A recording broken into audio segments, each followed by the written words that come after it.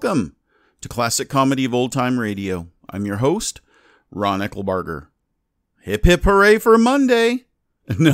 No, I haven't lost my mind. It's just that we get to listen to Lucille Ball and Richard Denning in My Favorite Husband.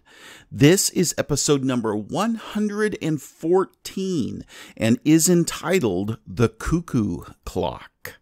It originally aired on January 13th, 1951. It's time for My Favorite Husband, starring Lucille Ball. Hello, everybody.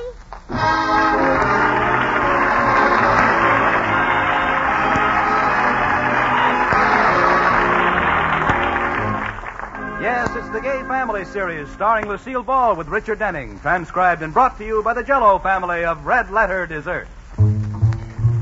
Oh, the big red letters stand for the Jell-O family. Oh, the big red letters stand for the Jell-O family. That's Jell-O. Yum, yum, yum. Jell-O pudding. Yum, yum, yum. Jell-O tap. Fiocca pudding. Yes, sirree. And now Lucille Ball with Richard Denning as Liz and George Cooper, two people who live together and like it.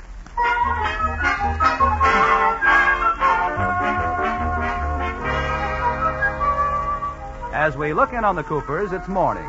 George is at breakfast while Liz is out in the kitchen talking to Katie, the maid. Katie, you've been with us for 10 years now, and I think it's high time I told you how much I appreciate you. Well, thank you, Mrs. Cooper. Really, Katie, you've been loyal, faithful, trustworthy, and the most efficient cook and housekeeper in town. Thank you, Mrs. Cooper. How much do you want to borrow? Why, Katie, just because I compliment you, it doesn't mean I want to borrow money. Oh, I'm sorry. That remark was suspicious, uncalled for, and all I wanted was $14.95. Will you lend it to me? Mrs. Cooper, I only have one source of income. You. Ooh. I just don't know what to do, Katie. You know that little cuckoo clock I bought George for Christmas? Yes? Well, I paid the jeweler by check. Only I didn't have enough money in my account, so he let me post-date the check ahead to January 13th. And that's today. And you know what? What? It would be just like that dirty stinker to try and cash it. Oh, dear. Well, just let him cash it and see how far he gets. It'll serve him right. But, Mrs. Cooper, if the check bounces, won't Mr. Cooper find out about it? Katie, you don't think I forgot that George works in the bank, do you? I've got it all fixed so he'll never find out. Well, how did you do that? I wrote the check on another bank. But you don't have any money in another bank. What's the difference? I don't have any money in George's bank either. But can't they put you in jail for writing a check where you don't have an account? Sure, but after all, what's... Ah! They could put me in jail. I didn't think of that. Liz, come on into breakfast. I'll be right there, honey. Oh, I wonder if George can be smooched into a lending mood. Oh, has my big, wonderful, handsome husband been lonely for his loving little baby girl, huh? What are you after, Liz? Well, I'm batting zero today. I'm not after anything. Really? Yes, really. So happens I was just thinking about how much I love you. And I was just going to tell you about it. Well, now I won't. Oh, go ahead. No. Please? Well, George, we've been married for 10 years now. And I just want you to know that you've been loyal, faithful, trustworthy, and the most efficient cook and housekeeper in the whole... Oh, no. What? You've been devoted, affectionate, and the best husband in the whole world. Give me a great big kiss.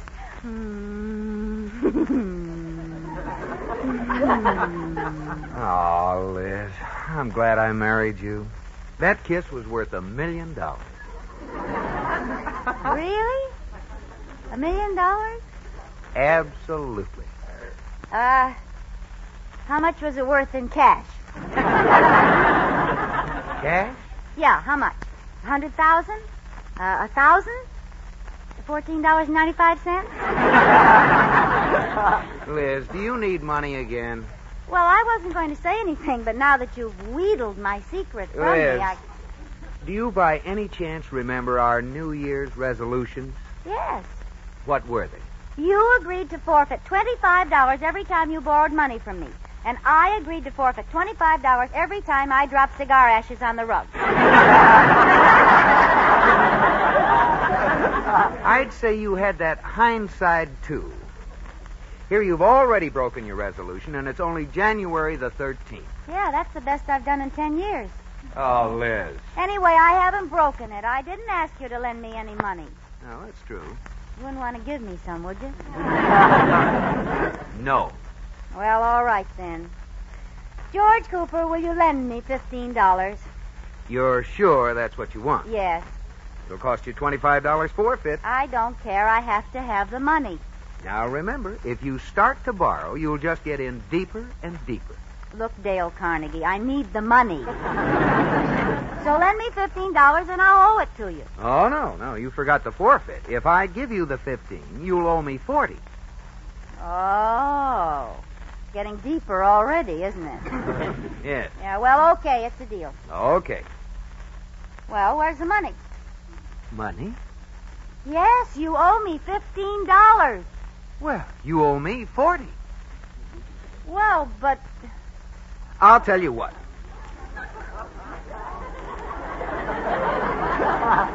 We'll just take the 15 off the 40, and you only owe me 25. Well, that's better.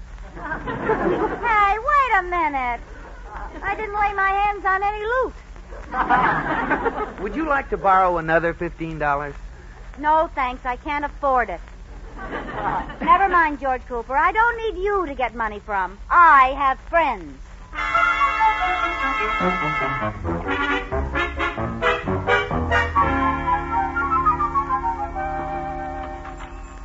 Hello, Mrs. Cooper. Oh, hello, Marie. They told me Mrs. Atterbury was here at your beauty parlor. Oh, yeah.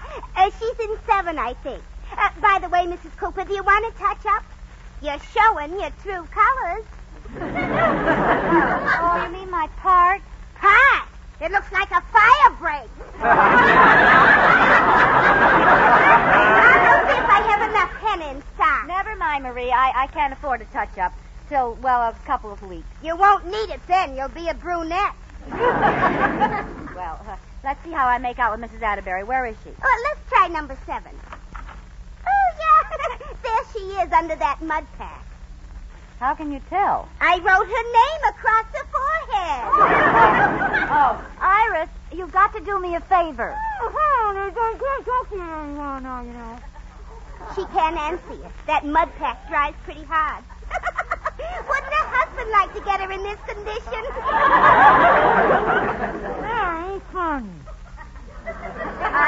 Iris, listen to me. You have to lend me some money. What? So now look what you've done. You cracked the mud pack. Oh, you'll pay for this, girl. What a terrible thing for you to say. What did I say? You wanted me to lend you money. Well? I was just getting ready to come over and borrow some from you. Oh, you mean we're both broke? Stony. Rudolph started off the new year with an economy wave. So did George. I guess it's in the air. Darn those Russians anyway. Liz, what do you need money so badly for? Well, you know that little cuckoo clock in George's office? Lean your head back, Mrs. Atterbury. I'll pluck your eyebrows. Oh, okay. Oof! Gently, Marie. I'm sorry. Dull tweezers. Well, I paid for the clock with a post-dated check, and it's due today. Well, the what? Cashier at the bank will put it through for you. He always does. Marie, be careful. Well, that's just it. I didn't want George to find out, so I wrote it on another bank. Oh, fine. Well, look, Liz, why don't you call up the jeweler and ask him to hold the check a few more days? Oh, I don't think he will. He doesn't like me. But I guess it's worth a try.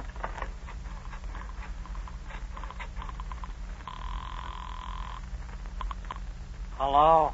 Mr. Haskell, this is Mrs. Cooper. Oh, yes, Mrs. Cooper. Mr. Haskell, today is the day my check is due. Yes, Mrs. Cooper. Mr. Haskell? No, Mrs. Cooper. No what? I am not holding that check a minute longer. Please? No. Pretty please? No. Pretty please with sugar on it? Try pretty please with money on it. Oh, isn't there any way I can appeal to you, Mr. Haskell? Oh, Mrs. Cooper, please, don't start to cry. I can't stand a woman who cries. Oh, Iris, he can't stand women crying. He'll open the floodgates. Mr. Haskell, have pity on me. My husband doesn't know I'm out of money, and it was a present for him. Oh, please don't make me tell him. I'll do anything if you'll just hold that check for a few days longer. Go on, dearie, you're breaking my heart. Who's this? This is Mrs. Haskell. Crying women don't bother me a bit. What a sneaky thing to do. Well, here you are, Sam. She's dry again.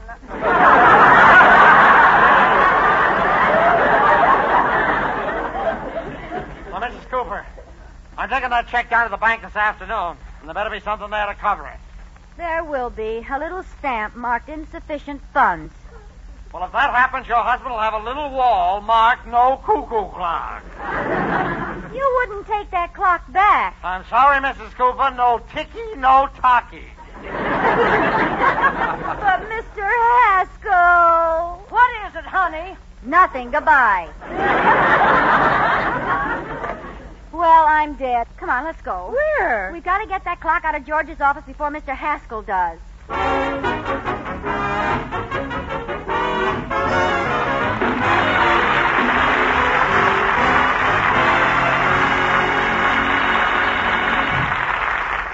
Well, I don't know how to get Liz out of this spot, but I do know how to get you out of a spot the next time unexpected company drops in for supper. Just whip them up a wonderful Jell-O dessert in jig time with the new quick setting method. Here's what you do. Dissolve your Jell-O in 1 cup of hot water. Add 1 cup of ice cubes or crushed ice, filling the cup to the brim with water.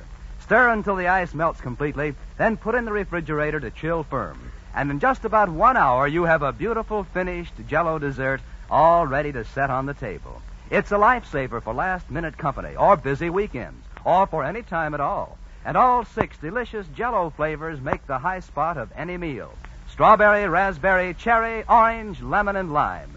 Bursting with fruit-rich goodness and shimmering with gay color.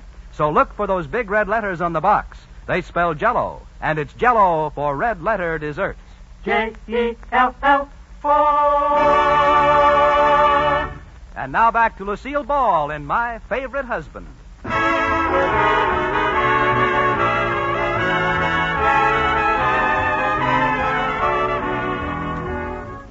As we look in on the Coopers once again, Liz is speeding to George's office to make off with the cuckoo clock before Mr. Haskell, the jeweler, arrives to repossess it.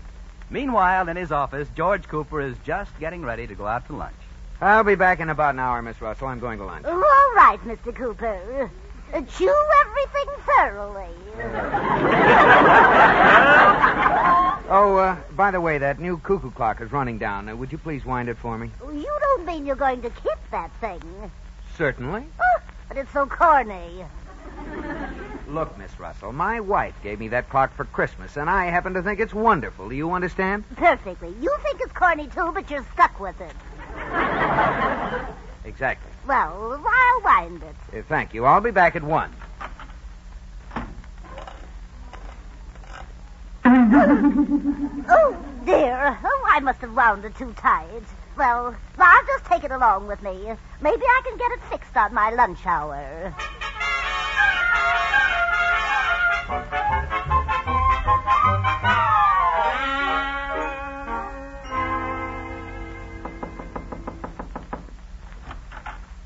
George? Miss Russell? George? Oh, good, Iris. They must be out to lunch. What a break. I'll just grab the clock and leave before anybody gets... Where is it? I don't see it anywhere. It was right on the wall yesterday. Iris! You scared me. What? Mr. Haskell's already been here. Do you think so, girl? Of course. I was going to sneak in here and get the clock, and he sneaked in ahead of me. I've been out snucked. Well, what are you going to do now? I'll tell you what. I'm going down to Haskell's and give him a piece of my mind.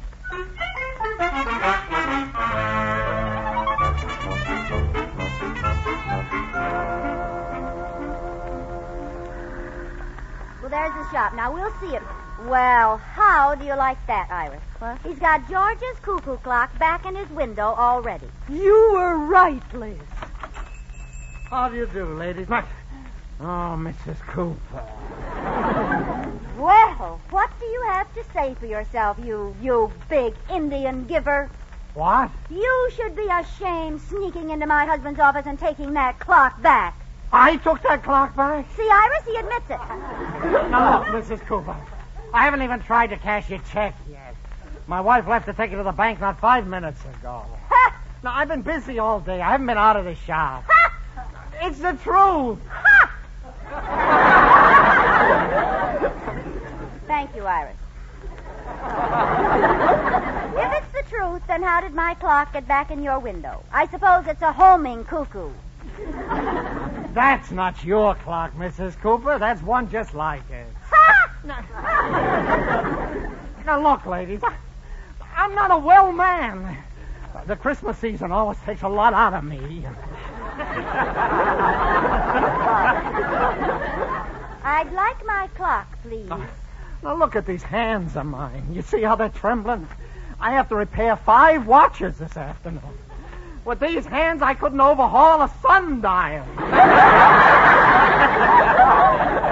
Oh, come on, Liz. I'm coming, but I'll tell you one thing, Mr. Haskell. I'll never set foot in your store again. Well, thank you. That helps, but I'm still in bad shape. Oh, he makes me so mad. Calm down, Liz. There's nothing you can do about it. Oh, yes, there is. What? I don't like the look on your face. I'm going to snitch my clock back.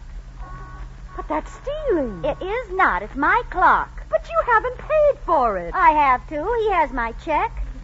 That's right. So he stole the clock from me, and I'm just getting back what's rightfully mine. He's the crook. No wonder his hands were shaking. Now, I'll tell you how I've got it planned. One of us will stay out here and keep watch, while the other one goes in and gets the clock. Okay. And for heaven's sake, Iris, don't drop it. Don't worry, I'll go... Oh, no, you don't. You go in and I'll stay out here. Well, I got a better plan. What is it this time? I'll go in and you go home? No, I'll wait out here while you go in and divert his attention. By doing what? A striptease? No, he's shaky enough already. Now, just a minute. I'm kidding. Look, Iris, I'll do all the dirty work. I'll go in and get him to go to the back of the store for something. When he's back there, I'll whistle, and all you have to do is come in, take the clock, and leave. That's all. It's the only way. Then he can't suspect me because I'll be in there all the time. Well, all right. But if I'd known we were going to pull a job, I'd have worn my bulletproof corset.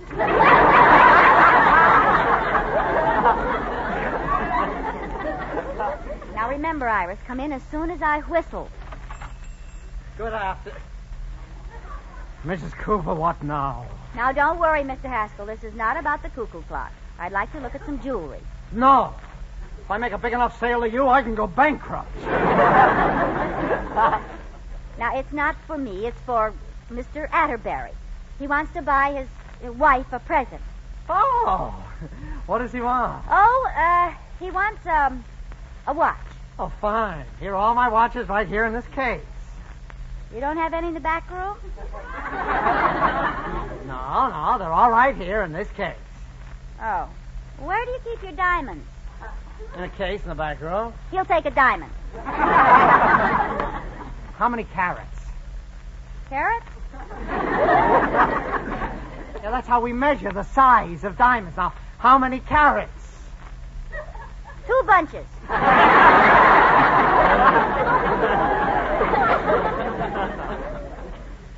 please, Mrs. Cooper. How many carrots? 1, 2, 3. 15.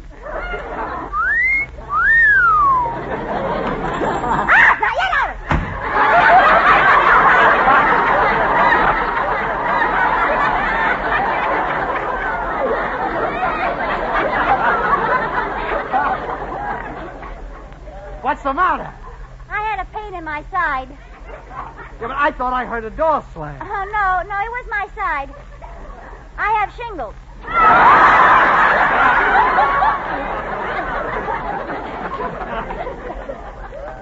Oh. Well, I'll go get a diamond for you. Be right back. Okay.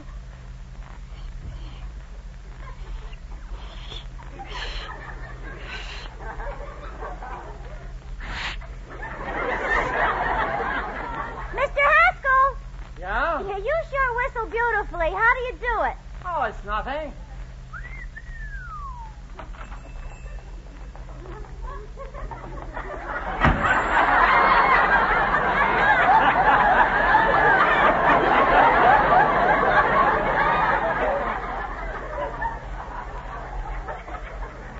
Would you like me to whistle your chorus from Come to the Stable, Mabel? Huh? No, thanks. Well, I'll be running along now. Goodbye. Hey, wait a minute. What about this diamond? Here I am, it's over here. Good, give me the clock. I'll hide it under my coat. Here. Do you think we can sneak it back to George's office? We can try. Can you see it under my coat? Yeah, you look a little bulgy. Ooh,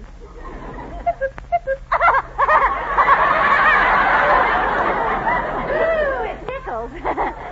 Hey, come on, let's go.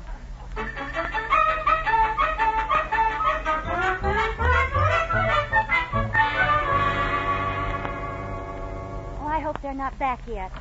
Hello, Mrs. Cooper. Oh, hello, Miss Russell. Hello, Mrs. Atterbury. What brings you two downtown? Oh, nothing much. We just had some time on our stomachs. Hands. Is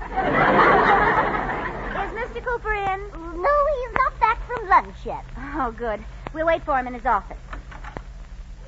Now, to get this clock on the wall before George... Ah! Iris, look! There's a cuckoo clock on the wall. There were 2 of them. Oh, dear. I stole Mr. Haskell's clock. What'll I do? Back to Haskell's? Come on. We've got to unsnitch it. Or we're stuck with a hot cuckoo on our hands.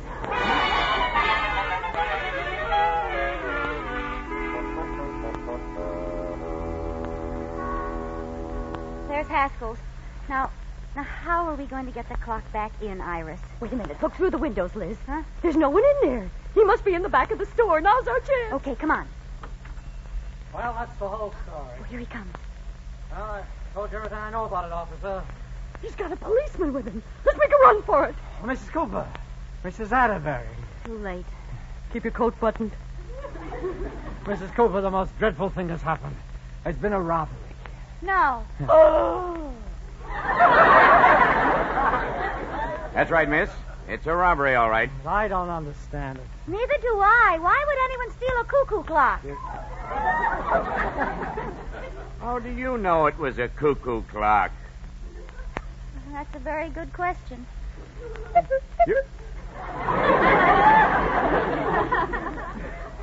What was that? What? I didn't hear anything. I didn't either.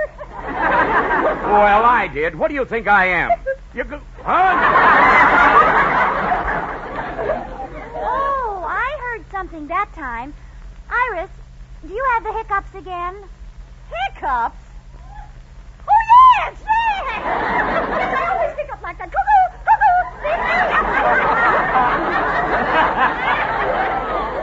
I'm not so sure. Honestly, officer, would I lie to you? I heard 2 of them.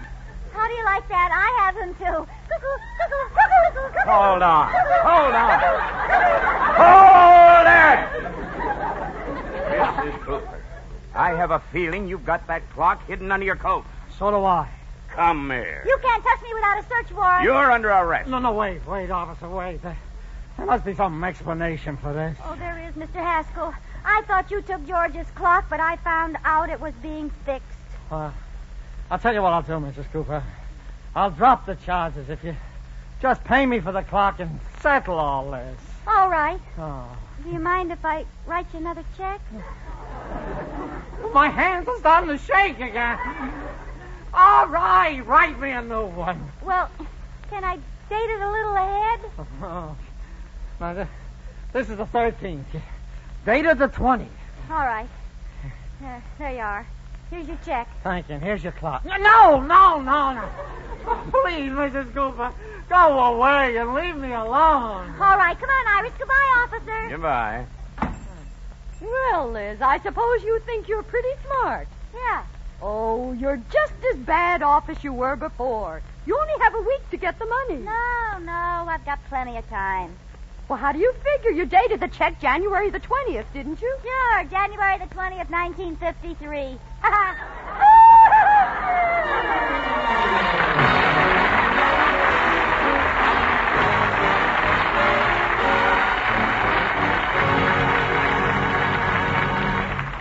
Well, it takes Liz to come up with a surprise ending, same as Jell-O. And say, be sure to look in leading magazines for January for a full page of brand new Jell-O treats. Easy to make, and all delectably good to eat. You'll find sparkling strawberry Jell-O party cake, gay Jell-O clown faces, and crested apple fluff, a winner if ever there was one. Foamy whipped lime Jell-O topped with sparkling plain lime Jell-O and filled with tempting applesauce. It's pretty as a picture and tastes like a breath of spring, with that fruit-rich tart lime flavor. So be sure to look it up in leading January magazines with a picture that'll make you hungry. All 6 delicious Jell-O flavors are bursting with wonderful true fruit goodness. Strawberry, raspberry, cherry, orange, lemon, and lime. Flavors so rich and refreshing, it reminds you of the orchard and the berry patch. Look for those big red letters on the box. They spell Jell-O, and it's Jell-O for red letter desserts.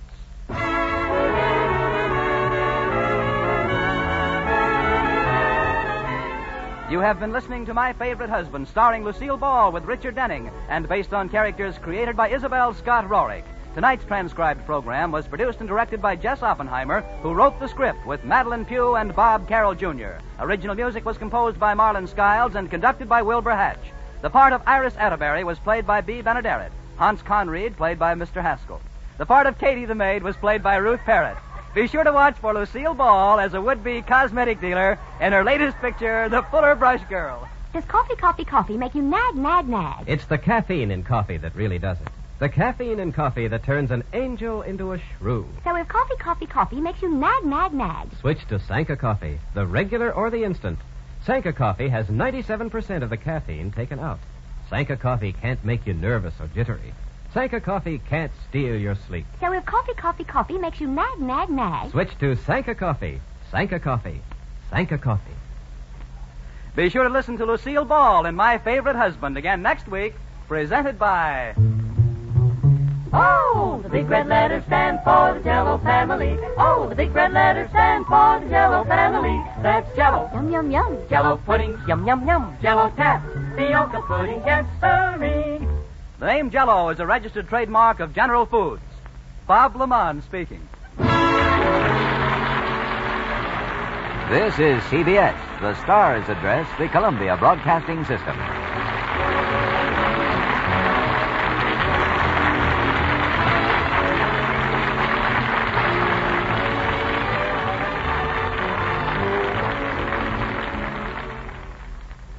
Please send your questions and comments to host at classiccomedyotr.com.